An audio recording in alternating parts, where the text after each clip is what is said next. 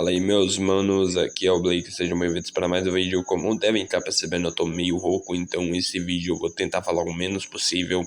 E esse vídeo é o T-Raif. E pra quem achou que seria se o Subaru tivesse os poderes de algum T específico, não vai ser isso. Ele vai ter poderes próprios e um Mangekyo e um Susanoo próprio. Dito isso, vamos para o If. O Subaru, ao chegar no local, se pergunta onde ele tá, já que ele não conhece ninguém que tá ali, e aparentemente também não tinha ninjas. Ao ver que estava em um local totalmente desconhecido, ele retira sua bandana na testa e coloca dentro da sua bolsa, por garantias. O Subaru já tinha estudado um pouco sobre cada uma das vilas, então ele sabia que aquela não era nenhuma vila grande, mas aquilo parecia ser enorme, e ele já estava andando há um bom tempo. O Subaru, olhando em volta, percebe que foi invocado, mas se pergunta quem fez isso, já que ele não tem um contrato com ninguém, então não poderia ser invocado por uma pessoa, e muito menos um contrato com um animal. O Subaru se pergunta se seria possível fazer um contrato para invocar especificamente uma pessoa, o que era extremamente estranho. O Subaru olha o que ele tem e ele percebe que está com 3 pergaminhos de arma ninja, a sua katana e também ainda tem as suas habilidades físicas, e a roupa que está no corpo não estava tão ruim. Afinal, a sua roupa também não tinha o símbolo de Uchiha, o que significava que ele não seria perseguido por ser da Aldeia da Folha naquele momento. Isso se alguém naquele local sequer soubesse quem era os Uchiha, mas o Subaru duvidava, já que é um clã extremamente famoso. O Subaru, ao ver os 3 bandidos, tenta conversar com eles sobre onde ele estaria, mas os bandidos só queriam as coisas deles. O Subaru se irrita e acaba ativando seu Sharingan, botando cada um deles em uma ilusão. Quando eles saem da ilusão, eles fogem, chamando o Subaru de monstro. A Felt passa por ali e o Subaru toma um susto com a velocidade dela, já que a Felt era muito mais rápida do que uma humana nos padrões normais. A Emília chega e pergunta para o Subaru para onde aquela garota foi, e o Subaru, antes de apontar, pergunta por que ela estaria seguindo aquela garota. A Emília fala que era porque aquela garota tinha roubado algo que era seu, e o Subaru logo pensa que aquele mundo deve ter muito problema com roubo.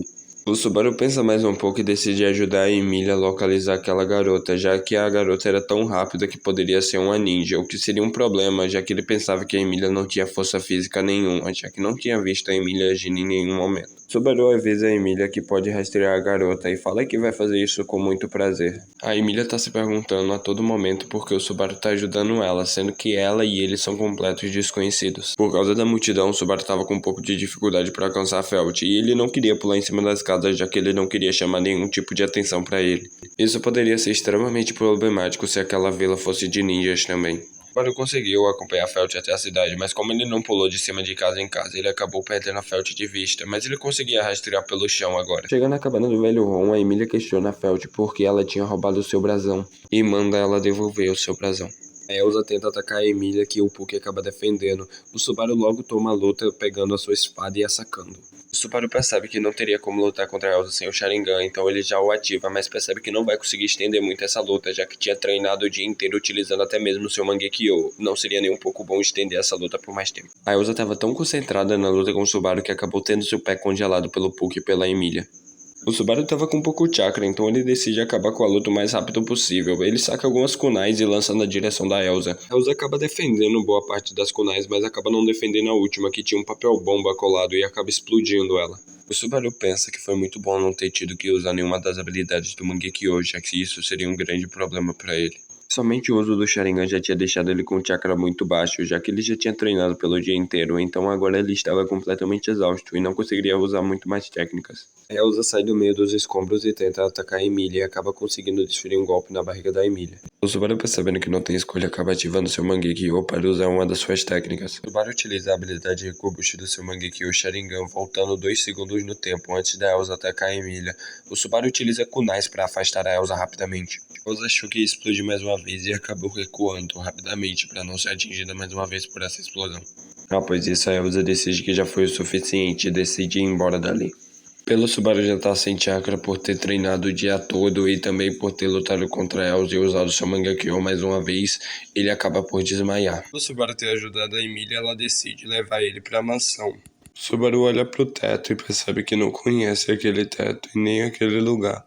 Ao acordar, Rin e a Han já estavam do lado dele e pergunta se ele já estava se sentindo bem por causa da falta de mana. O Subaru percebe que o chakra tem um nome diferente naquele lugar e ele fala que sim, que está se sentindo bem. Mesmo que ainda não esteja no seu 100%, ele já está bem melhor.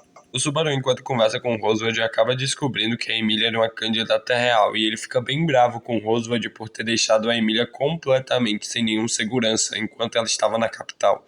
O Subaru adiciona que mesmo que a Emília seja forte, não era para uma candidata real estar sozinha de jeito nenhum, já que isso era muito perigoso tanto para ela quanto para pessoas em volta. O Roswald, depois de escutar a bronca do Subaru, decide perguntar para o Subaru se ele gostaria de ser o segurança da Emília, então, já que ele estava totalmente inconformado com aquilo. O Subaru acaba por aceitar o posto e ele iria ficar como segurança da Emília dali pra frente. Além de garantir a segurança da Emília a todo momento, o Subaru também faz alguns clones para ajudar nas tarefas diárias da mansão.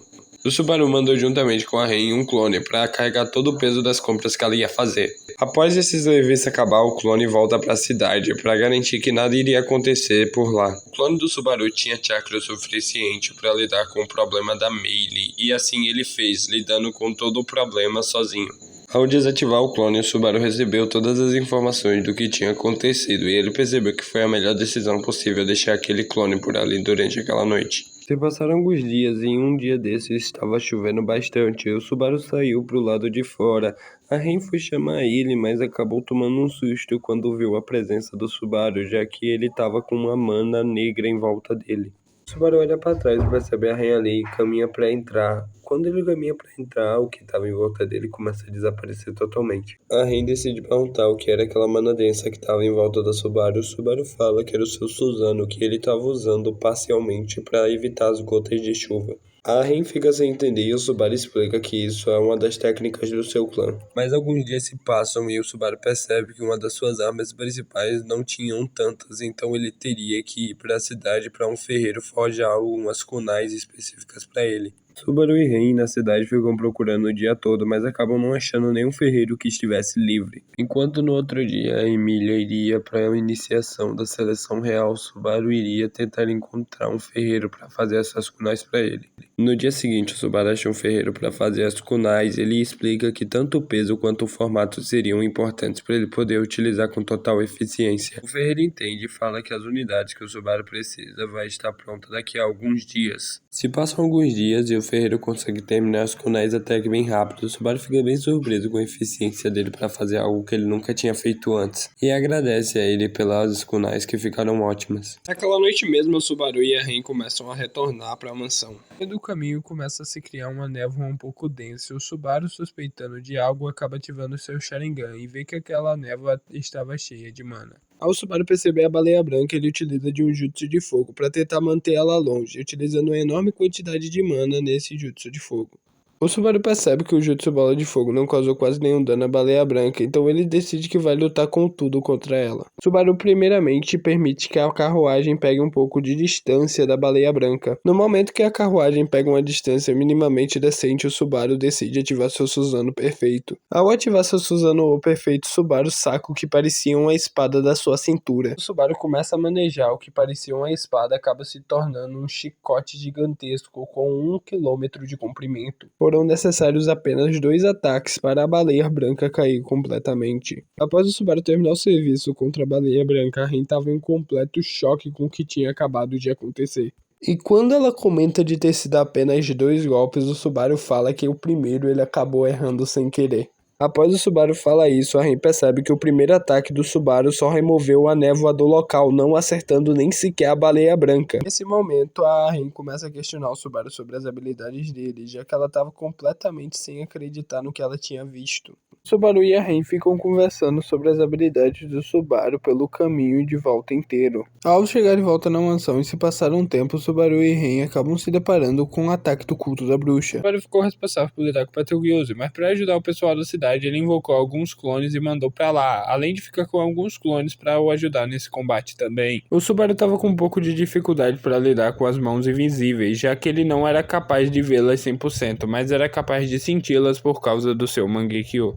Subaru, para não ter que ficar se curando diante de combates, tinha feito um contrato com o espírito da água, que agora estava sendo muito útil, já que de vez em quando Betelgeuse conseguia agarrar na sua perna, o que lhe tiraria mobilidade no meio da luta. Betelgeuse começa a utilizar muito mais ataques, mas o Subaru não tem nenhuma dificuldade para esquivar dos ataques de Betelgeuse. O Subaru elimina um por um dos dedos de Betelgeuse.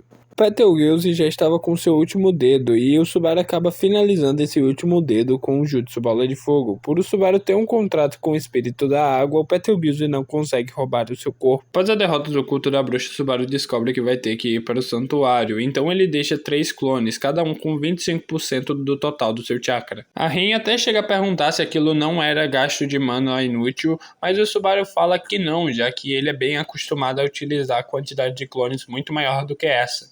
Subaru, após entender a explicação do local, se pergunta por que o idiota do Roosevelt foi para aquele lugar, sendo que a Emília só poderia sair caso completasse todos os testes. A Emília tenta fazer o teste e acaba falhando. Nisso, o Subaru corre para dentro do santuário. O Subaru dentro do santuário acaba caindo no seu próprio teste, o que ele não consegue cumprir.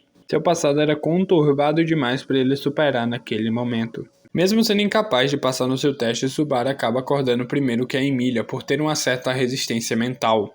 Emília continua tentando nos próximos dias, mas ela acaba não conseguindo, mesmo tentando diversas vezes. Na mansão, a Elsa acaba eliminando um dos clones do Subaru, que acaba possibilitando ele sentir que um dos seus clones foi eliminado. O Subaru percebe que não é uma boa ideia voltar para a mansão agora, e muito menos necessário, já que seus clones conseguiriam facilmente dar conta da Elsa. O único motivo pelo clone ter sido desfeito é porque ele foi acertado por trás e não deu tempo nem sequer dele revidar, mas os outros já tinham visto a Elsa. Os outros clones foram pra cima da Elsa com a força total, utilizando a habilidade Oniburst logo de início e também utilizando um Genjutsu para não permitir que a Elsa esquivasse. Como a habilidade Oniburst do Mangekyo Sharingan é uma chama eterna igual o Amaterasu, que a Elsa não tinha a mínima chance de escapar disso. Roosevelt começa a fazer nervar no santuário. Subaru, ao ver o grande coelho, utiliza da magia do estilo Terra para cercar completamente o grande coelho. Subaru utiliza da habilidade Oniburst para queimar toda a área onde o grande coelho estava para o matar de uma vez por todas, mas por causa da área ser enorme, o Subaru acaba ficando sem chakra. Agora era somente uma questão de tempo para o Puck quebrar o contrato com a Emília e ela conseguir passar no teste do santuário. Pessoal, no arco 4 eu acabei pulando bastante diálogos, inclusive alguns diálogos importantes. Pessoal, mas em resumo foi realmente o que aconteceu no arco 4. E mais uma coisa, sobre o chakra do Subaru ser tão grande, isso é por causa de treinamento e porque o Subaru também vivia em guerras. Então sim, o chakra do Subaru é enorme porque ele é acostumado a lutar 7 dias e 7 noites sem parar.